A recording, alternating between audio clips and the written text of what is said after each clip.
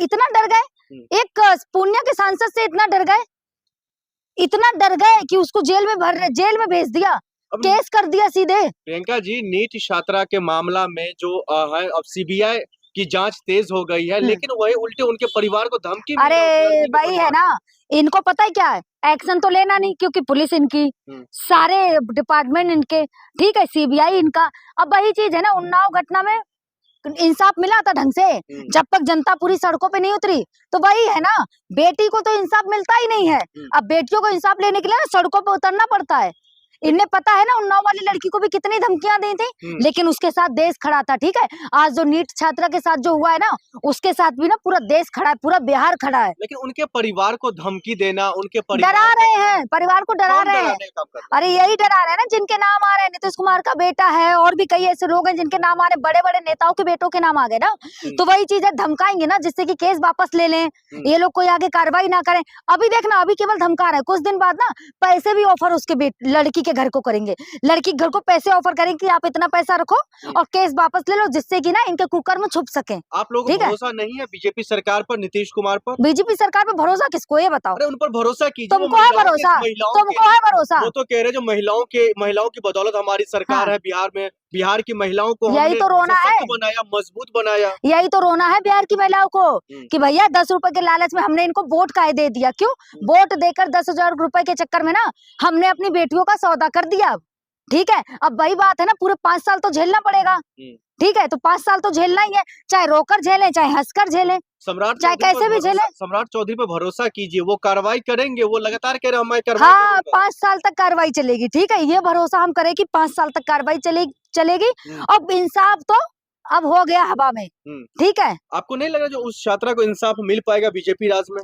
इंसाफ मिलना होता ना तो बीजेपी की जितनी भी महिलाएं हैं ना, चाहे वो मैथिली ठाकुर हो गई, चाहे और भी कोई सांसद होगी बीजेपी से जो जीती है ना, शीशे बंद नहीं करती, उस बेटी के लिए खुल के आती, मीडिया में बोलती कि इंसाफ दिलाओ, चाहे किसी का भी नाम आए, हम उस बेटी के साथ हैं। ठीक है, अब वही बात है ना, मैथिली ठाकुर ने शीशा बंद कर लिया, और इनकी महिला थी, एक और सांसद थी, उनका नाम याद नहीं आ रहा, वो भी बिहार से है। ठीक है, उनने क्या किया, अरे हटाओ हटाओ माइक सारे हटाओ, आगे से हटाओ, नहीं बात करनी इस मुद्दे पर सवाल नहीं पूछना मुझसे, कोई और मुद्दा बिहार का हो तो पूछो, इस मुद्दे पर सवाल नहीं पूछना। ये लहजा है, ये बिहार के मंत्रियों का लहजा है, बिहार के नेताओं का लहजा ये है बीजेपी के, ये बताओ। लेकिन गिरिराज सिंह है, बिहार से ही आते हैं, वो महिलाओं की बात करते हुए दिखाई दे रहे हैं आजकल। वो आप लोग को भरोसा करना चाहिए, ऐसे मंत्रियों पर कार्रवाई होगी। ऐसे मंत्रियों पर, ऐसे नेताओं पे कतई भी महिलाओं को भरोसा नहीं करना चाहिए। जिनकी पार्टी के नेता ना गुंडागर्दी में या फिर किसी बेटी के साथ कुछ गलत हुआ उसमें नाम आए, ठीक है,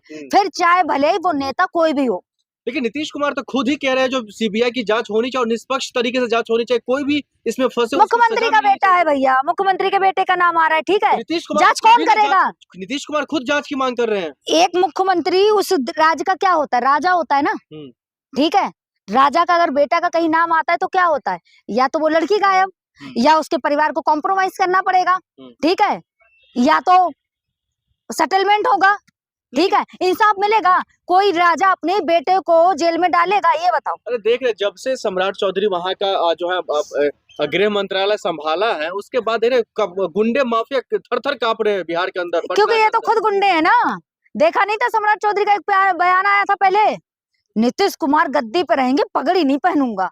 अब यही वही सम्राट चौधरी है ना, नीतीश कुमार सीएम बन गए, अब सीएम के आगे हाथ जोड़ते हैं ना,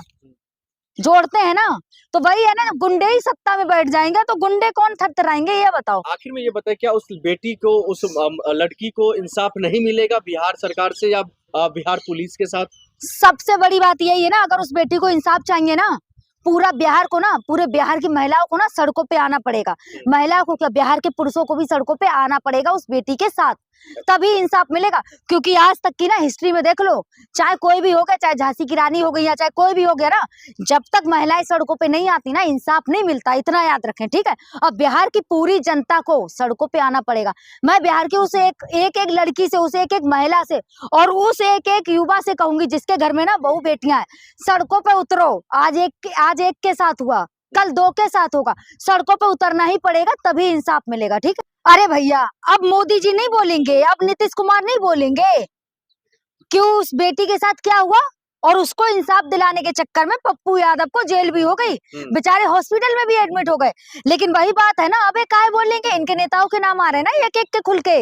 बड़ा कह रहे थे महिलाएं सुरक्षित है, महिलाएं सुरक्षित, अब तो लग रहा है ना इनके नेताओं से अगर महिलाएं सुरक्षित है ना तो हर जगह महिलाएं सुरक्षित है। क्यों? क्योंकि इनके नेता ही रेपिस्ट निकलते हैं हर जगह, चाहे वो उन्नाव की घटना हो, कुलदीप सिंह सेंगर, चाहे कोई भी हो, सब इन्हीं के बीजेपी के निकलते, बाद में इस्तीफा देते हैं। भैया मोदी जी, आपने नारा लगाया था ना बेटी बचाओ बेटी पढ़ाओ, महिलाओं के सम्मान में भाजपा सरकार, अब इसका ना उल्टा कर दीजिए, बेटी बचाओ, बीजेपी से बेटियां बचाओ, और महिलाओं के सम्मान में नहीं, महिलाओं के अपमान में खड़े हैं मोदी जी। बिहार के पटना में जो घटना हुई है उस बेटी के साथ हुई है, उसमें नीतीश कुमार के बेटा का नाम शामिल आ रहा है, जिसका नाम निशांत कुमार है। अरे भैया, इसीलिए तो नीतीश कुमार नहीं बोल रहा है। क्यों? जब बाप ऐसा होगा तो बेटा तो उससे भी होता है ना। कहा जाता है ना कि अगर बाप 10 नंबर है ना तो बेटा 100 नंबर निकलेगा। तो देखा नहीं, नीतीश कुमार की हरकतें नहीं देखी? कभी किसी महिला का हिजाब खींच लेते हैं, कभी किसी को माला पहना देते हैं, कभी किसी के कंधे पर हाथ रखते हैं। तो वही बात है ना, जब बाप ऐसा है तो बेटा कैसा होगा? तो बेटा का तो नाम आएगा ही ना। अभी तो काले चिट्ठे खुल रहे हैं ना, पता है ना कि इनकी मैथिली ठाकुर, बीजेपी की कोई भी महिला, एक महिला नहीं बोल रही इस मामले में। क्यों? और हाँ, एक चीज, नीट का पेपर लीक हुआ, ठीक है, उस बेटी को इंसाफ दिलाना था। इन लोगों ने क्या, मैथिली ठाकुर से जब पत्रकार ने पूछा ना सवाल कि मैडम उस बेटी के साथ ऐसा हुआ, नीट का एग्जाम लीक हुआ, मैथिली ठाकुर ने पता गाड़ी की शीशे ऊपर चढ़ा लिए, याद भी है या भूल गए? लेकिन वही बात है ना, गोदी मीडिया ये नहीं दिखाएगी। गोदी मीडिया क्या दिखाएगी? नीतीश कुमार ने महिलाओं के लिए ये किया, ये क्या। भैया मीडिया को ये भी तो दिखाना चाहिए ना कि उनके बेटे का नाम किसमें आ रहा है। इस खबर को पूरी नेशनल मीडिया ना दबाने पे लग गई है। अब इन मामलों को लेकर के सुप्रीम कोर्ट को माफ कीजिएगा, सीबीआई को तो केस सौंप दिया सम्राट चौधरी। देखिए सम्राट चौधरी कितना बड़ा एक्शन ले रहे हैं महिला के खिलाफ अगर कोई आए तो।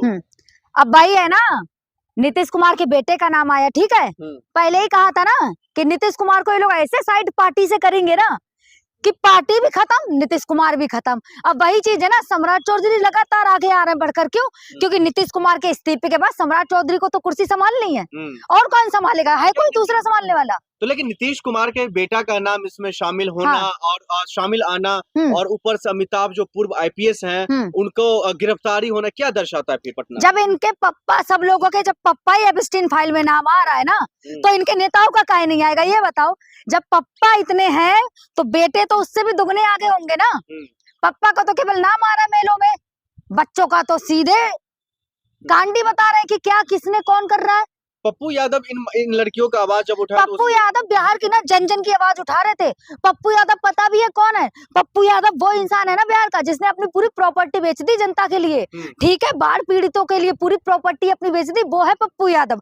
पप्पू यादव वो है ना कांग्रेस का कार्यकर्ता जिसने जमीन से जुड़ के ना इतनी बार जीते हैं वहां से, ठीक है, वो है पप्पू यादव। और मैं तो ये कहूँगी रात के 12 बजे ये लोग पप्पू यादव को गिरफ्तार करने पहुंच गए। और पप्पू यादव ने ऐसा कौन सा क्राइम किया भैया कि उनको गिरफ्तार करने पहुंच गए? वो गुंडा माफिया, आप उनके समर्थन में आप बयान दे रही है।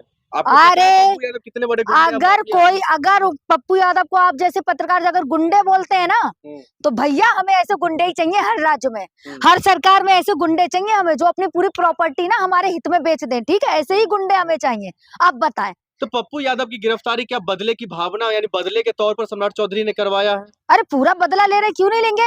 क्यों? क्योंकि पप्पू यादव वो इंसान है ना जो उस सीट से कभी किसी और को जीतने नहीं देता, ठीक है। जिस पूर्णिया से सांसद है, पूर्णिया में ना इनके अलावा कोई और जीत नहीं सकता, ठीक है। और पप्पू यादव वो इंसान है ना जहां पर भी अपनी कुर्सी लगा के बैठता है ना गाँव में बिहार के, भीड़ वहीं से लाइन लगना स्टार्ट हो जाती।